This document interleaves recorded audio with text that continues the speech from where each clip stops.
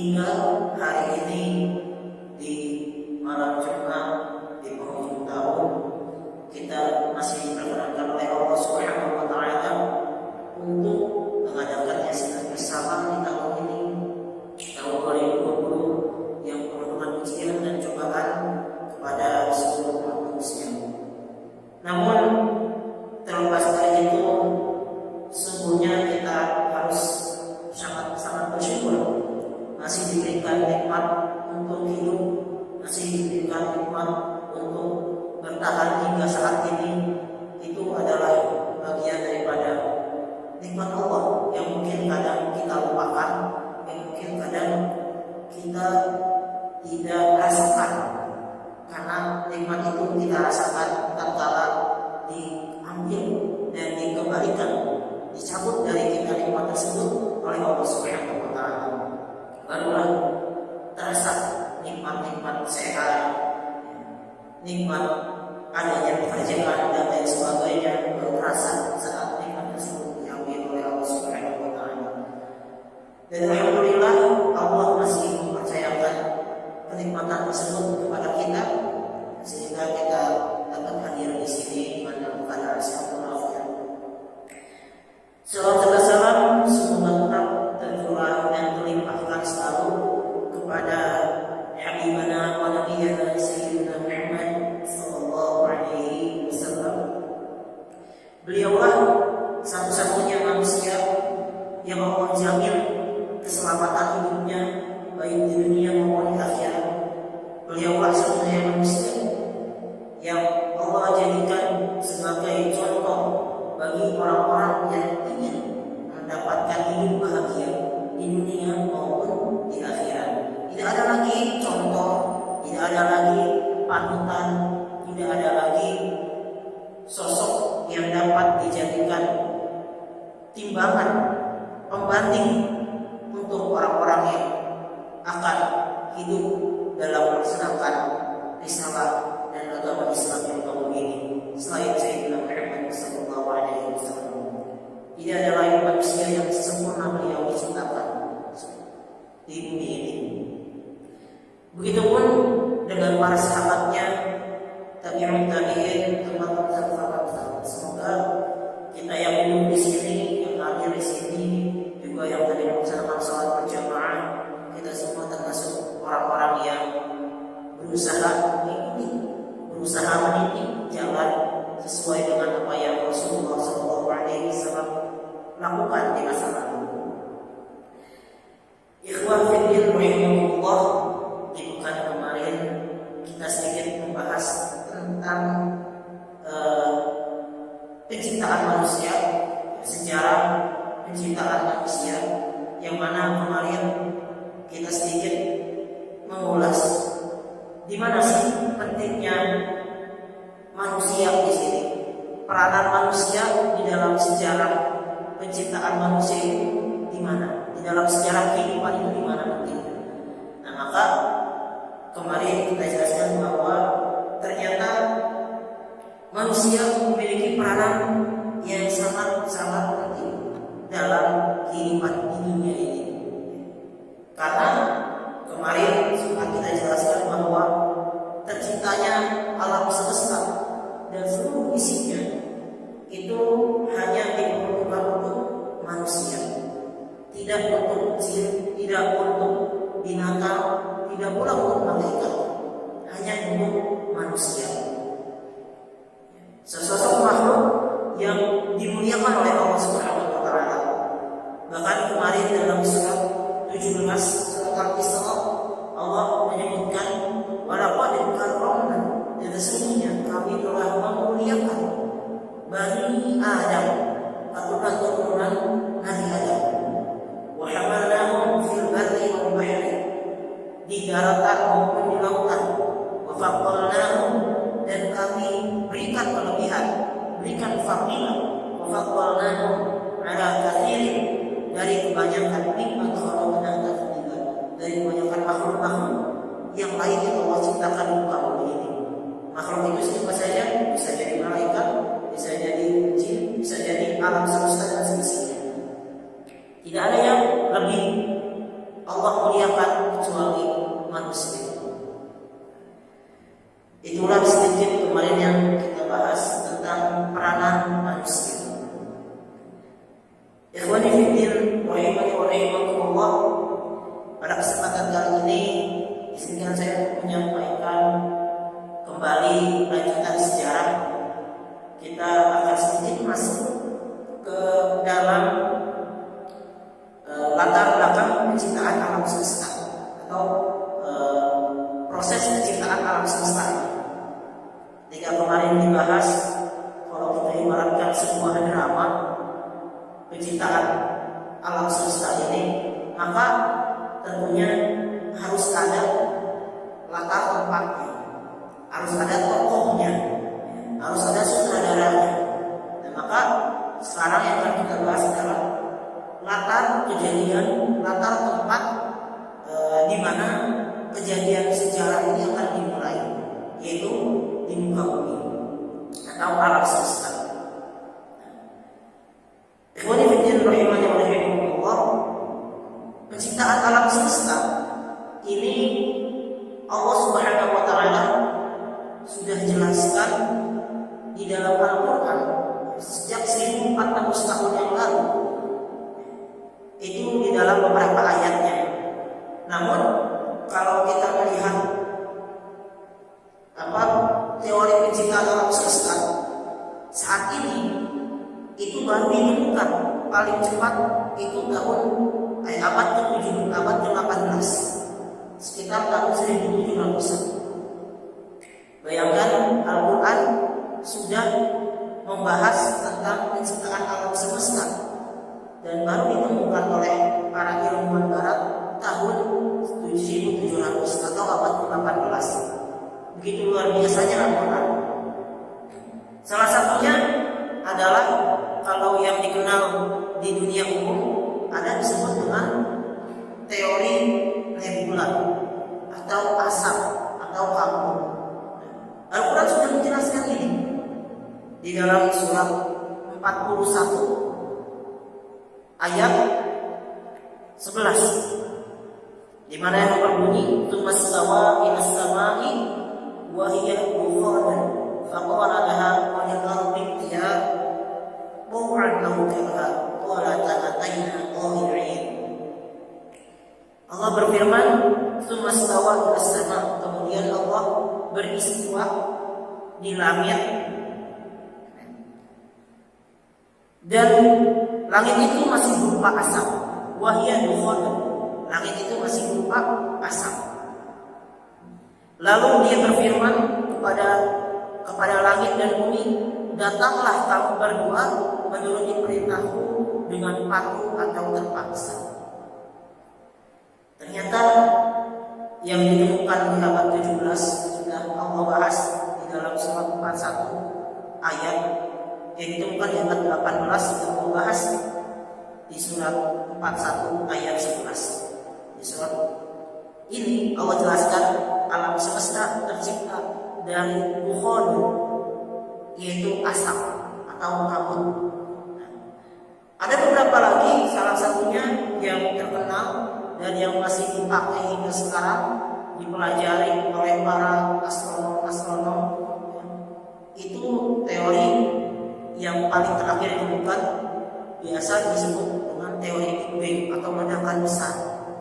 Ini pun Allah Subhanahu wa taala telah sampaikan di Al-Quran, yaitu di dalam surat 21 ayat 30, di mana ayat tersebut berbunyi, A'udzubillahi minasyaitonir rajim. Bismillahirrahmanirrahim.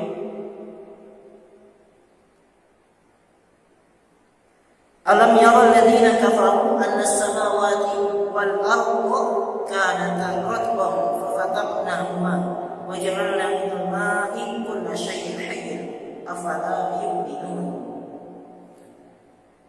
Ternyata Allah sudah bahas penciptaan alam semesta di surat 21 Al-Anbiya ayat 30, yang dimana artinya, dan apakah orang-orang kafir tidak mengetahui bahwa langit dan bumi keduanya dahulu menyatu, kemudian kami pisahkan antara keduanya, dan kami jadikan segala sesuatu yang hidup berasal dari air. Maka mengapa mereka tidak beriman? Hadirin rahimani wa rahimakumullah, Al-Quran ternyata telah dahulu membahas semua hal ini. Al-Quran telah dahulu menginformasikan kepada manusia tentang bahwa bumi itu diciptakan berproses. Alam semesta diciptakan ada prosesnya. Entah tadi dari dukhan, asap, atau dari sebuah gumpalan yang besar yang itu terpecah nantinya menjadi beberapa gumpalan yang biasa kita sebut dengan galaksi-galaksi. Itu sudah Allah jelaskan dalam Al-Quran. Ikhwani fillah rahimakumullah, maka setelah ternyata latar belakang tempat ini adalah alam semesta dan seisinya yang tercipta menurut para ilmuwan 14 miliar tahun. Prosesnya itu sebelum manusia diciptakan atau 14 miliar tahun yang lalu. Gak kebayang berapa lamanya 14 miliar tahun sehingga terciptalah matahari, terciptalah bulan, terciptalah bumi yang kita tinggalkan. Kata teori para ilmuwan, itu yang alam semesta yang sebegitu hebatnya penciptaannya, yang membutuhkan waktu yang sangat lama, miliaran tahun. Menurut para ilmuwan, ternyata itu diperlukan untuk manusia, untuk manusia menjalani misi hidupnya, untuk manusia menjalankan tugas beribadah kepada Allah, sehingga diciptakanlah tempat yang begitu hebat, yang begitu mewah, alam semesta untuk manusia. Hadirin yang dirahmati Allah Subhanahu wa taala, setelah ada tempat, maka tentu ada tokohnya, pemainnya, pemerannya. Pemerannya siapa itu? Manusia, malaikat, jin, dan juga alam semesta atau penduduknya. Pemerannya di sini ada 4 golongan. Yang pertama manusia sebagai pemeran utamanya, sebagai khalifahnya. Yang kedua ada bangsa malaikat yang Allah jelaskan dalam surat At-Tahrim, la ya'sunallaha ma amarahum wa yaf'aluna ma yu'marun.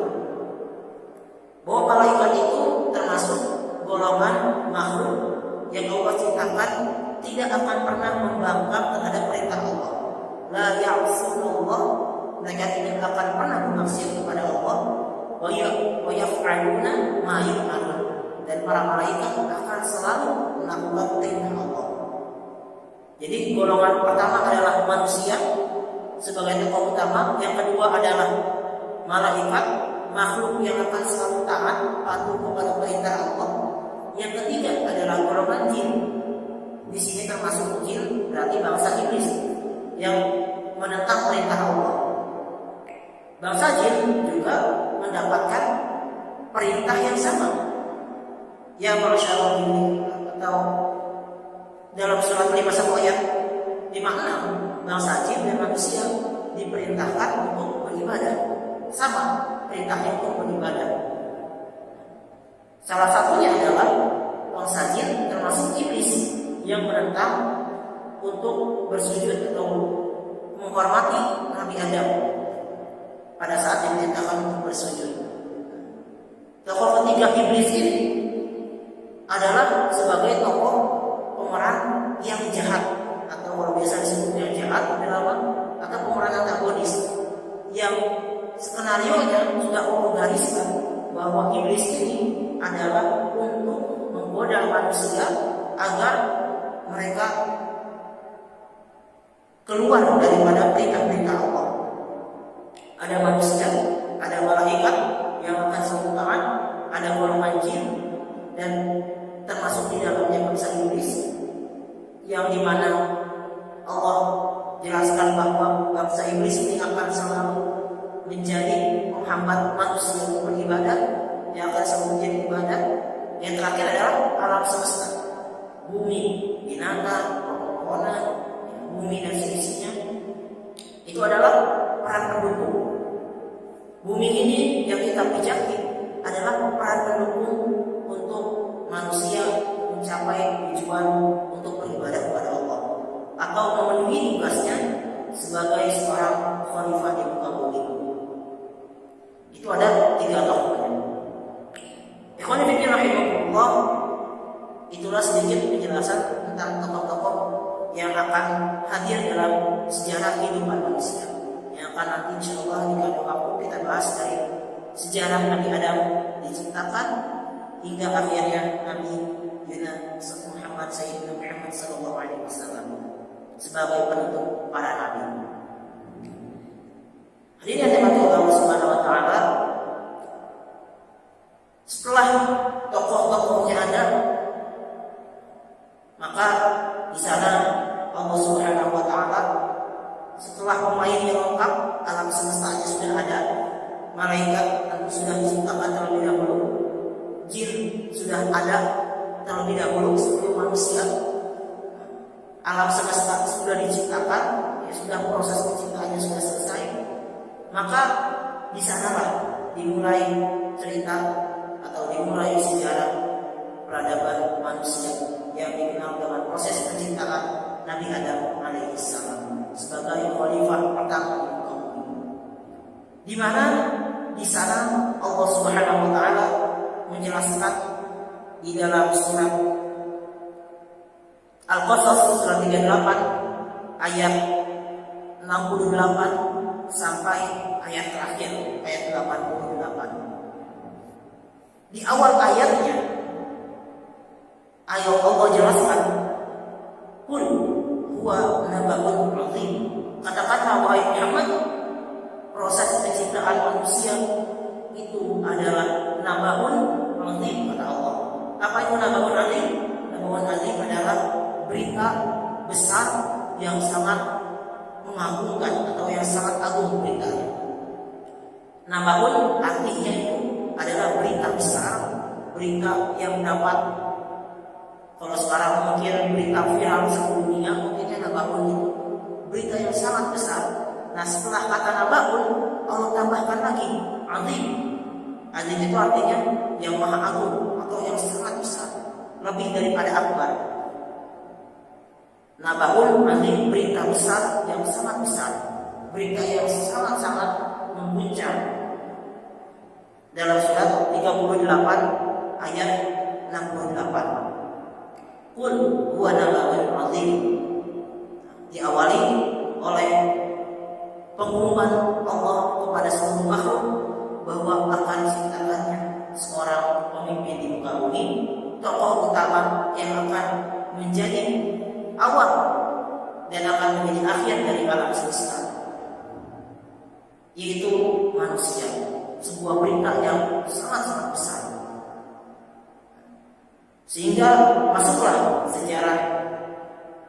Kemudian di dalam surat 2 ayat 30 yang mungkin sering kita dengar ketika membahas tentang sejarah Nabi Adam, yaitu surat 2 ayat 30 yang berbunyi, wa idh qala rabbuka, dan ketika Rabb berkata lil malaikah, kepada para malaikat, ini sesungguhnya aku ja'ilun, akan menjadikan fil ardi khalifah, di muka bumi seorang khalifah.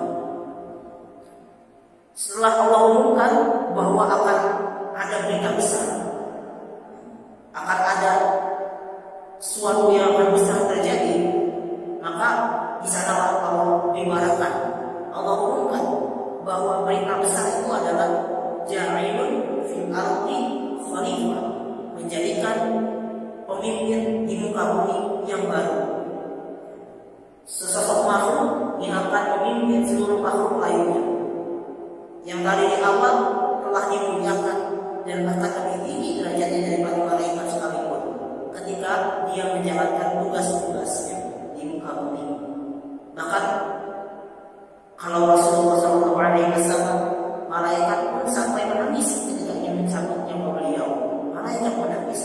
Karena saking Rasulullah Sayyidina Muhammad adalah makhluk yang paling mulia, lebih mulia daripada malaikat. Ikhwani fillah rahimakumullah,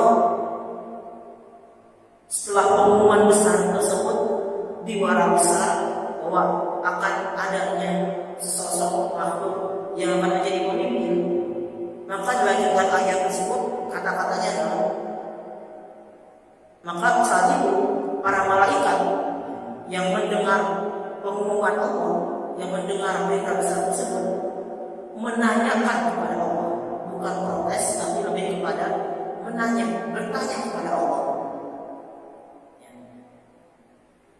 Kata para malaikat, ya Allah, qalu ataj'alu fiha, kata para malaikat, apakah engkau akan menjadikan di muka bumi fiha may yufsidu fiha wa yasfiku dima, orang-orang yang akan menumpahkan darah dan akan saling berperang lagi?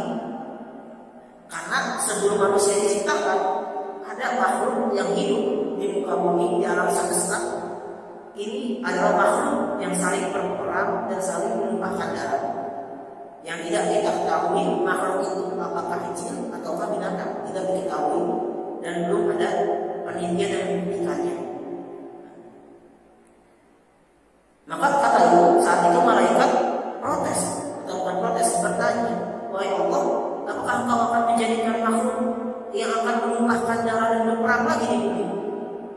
Untuk apa? Sedangkan kami, para malaikat, wa nahnu nusabbihu bihamdika wa nuqaddisu lak, kata para malaikat, sedangkan kami, ya Allah, bertasbih kepadamu, nusabbihu bihamdika, bertasbih, mengagungkan, menyucikanmu, wa nuqaddisu lak, dan menyucikanmu. Maka di dalam akhir ayatnya Allah berfirman, qala, sungguhnya inni aku a'lamu, lebih mengetahui ma ta'lamun, yang tidak kalian ketahui. Kata kepada Allah menjawab pertanyaan malaikat, sungguhnya